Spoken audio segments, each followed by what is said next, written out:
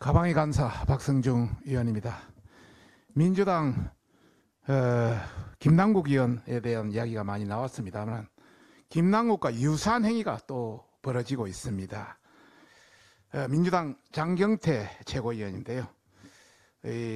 NFT가 빙자한 다단계 업체 폰지 업체라 그럽니다만은 이 다단계 업체가 후원하는 국회 포럼을 기획하고 여러 가지 문제가 있다 이런 차원에서 진상조사, 경찰 수사 그리고 필요하다면 탈당 등 처벌을 해야 할 것이라는 그런 내용입니다. 민주당 장경태 최고위원과 같은 당 양기대 의원이 1구자에 55만 원만 투자하면 매일 1만 7천 원을 돌려준다는 NFT를 빙자한 사실상 폰지 사기 업체가 후원하는 국회 포럼을 기획한 것으로 나타났습니다. 첫 번째 그림입니다. 장경태 의원은 해당 업체에 국회 대회의실까지 빌려주면서 행사를 기획하다 언론의 취재가 시작되자 다급히 취소한다 했습니다마는 이미 피해자들 사이에서 민주당과 다단계 업체 유착이 의심된다는 비판이 거센 상황입니다. 이 업체는 가기부의 국책연구기관인 엔트리 내에서 행사를 개최했고 또 엔트리 소속 기업인 양 행세하면서 투자자를 속인 바 있습니다. 이번에도 유사한 방식으로 국회 포럼을 개최한다며 참가자들을 끌어모으려 하고 있는 것입니다. 밑에 두 번째 그림이 바로 엔트리에서 행사를 개최하는 그런 내용입니다. 이미 작년 말부터 저희 사무실에서는 대규모 폰지 사기를 막기 위해서 감사를 진행해 왔고 또 지난 2월부터는 경찰의 수사가 진행되었으며 금융감독원도 유명 연예인을 내세우면서 플랫폼, NFT 투자 등을 통해 고수익이 가능하다고 유혹하는 불법 자금 업체를 주의하라는 경보까지 발령한 바 있습니다. 금감원이 보도자료를 통해서 과거 유명 연예인을 동원한 다단계 코인 투자 방식의 폰지사를 통해서 총 6조 5천억을 편취한 사기 사례가 있으니까 굉장히 각별히 주의하라는 이런 보도 자료입니다. 그런데 장경태 의원은 가방이 소속으로 있으면서 불법 혐의로 언론 보도에 수차례까지 나온 이런 문제의 업체를 버젓이 국회의 공신력을 더해 준 것입니다. 이는 또 다른 피해자를 초래했다는 점에서 단순 실수로 치부할 일이 아닙니다. 상식적으로 금감원이 경고한 불법 자금 모집 업체에 유무형의 후원을 받는 것을 비롯해서 이해충돌을 넘어서 신종 폰지 사기에 가담한 것이나 다름이 없습니다. 김남국 코인을 옹호하고 또 NFT 다단계가 자주 엮이는 걸 보니까 민주당은 코인 게이트 당이다. 저는 그렇게 생각합니다. 이 코인 게이트가 기후에 지나지 않는다. 민주당 전체가 이재명 펀드를 조성해서 바로 이 코인 게이트를 활용한 것이 아닌가 이런 생각이 듭니다. 그래서 이 사안에 대해서 경찰의 전수조사를 통해서 가산자산, NFT, P2E 등의 유착관계 불법 혐의를 명명백백하게 밝혀야 될 것입니다.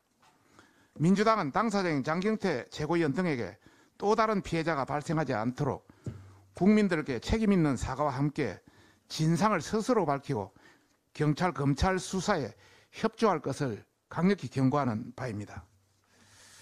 이왕 한번 나왔기 때문에 한상혁 위원장에 대한 부분에 일부 민주당을 비롯한 일부에서 내용적으로나 법적으로 부당하다 이런 내용이 있고 또 7월 달에 끝나는데 굳이 면직 절차까지 밟아야 되느냐 이런 내용이 나오고 있습니다.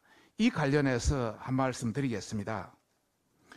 인사혁신처는 지난 5월 10일 날 방통위 한상혁 위원장에 대해서 위원장 면직 처분을 위한 청문회 출석을 요청하는 공문을 발송했습니다. 앞으로 청문 절차를 거쳐서 인사혁신처가 면직을 제청하게 되면 대통령이 이를 제거하게 되면 면직이 되는 겁니다. 다시 한번 말씀드리면 면직이라는 것은 완전 해임이 아닙니다.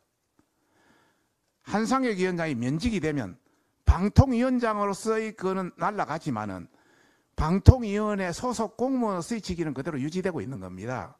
다시 한번 말씀드리면 사실 해임해야 될 충분한 사유도 됩니다만은 면직이라는 그런 절차를 했다는 말씀을 드리면서 이 면직에 대한 면직 처분 사유는 그 종편에 대한 재승인 업무와 관련해서 심사위원 선정, 심사위원장도 선정하고 심사위원도 민원련 출신을 선정했습니다. 이런 선정 또 심의 의결 안건에 대한 부당 지시, 이것이 직권남용 권리행사 방해입니다. 두 번째는 평가 점수 조작 사실을 은폐한 행위, 이것은 위계공무원 집행방해입니다. 세 번째는 허위보도 설명자료를 작성 지시한 행위, 이런 게 없다고 허위보도 자료를 작성을 지시했습니다. 이것은 허위공문서 작성 등입니다. 명백하게 내용적으로나 법적으로나 불법을 저질렀다, 이런 말씀을 드리고 싶고요. 방통위법 8조에 보면은 입법 또는 다른 법에 위법한 사례가 있을 경우에는 면직할 수 있도록 규정이 명백하게 되어 있다는 걸 말씀드리고 싶고요. 그럼 2달 남았는데 왜 지금은 면직할 수밖에 없느냐? 문정부의 대표적인 알박기 위원장입니다. 3년 해먹고 다시 보궐선거 또 해먹고 4년 거의 다 돼가고 있습니다. 기소가 된 상태에서 방송통신 전반에 대한 업무를 할 수 없는 폐업 상태에 지금 방송통신위원회가 되고 있습니다.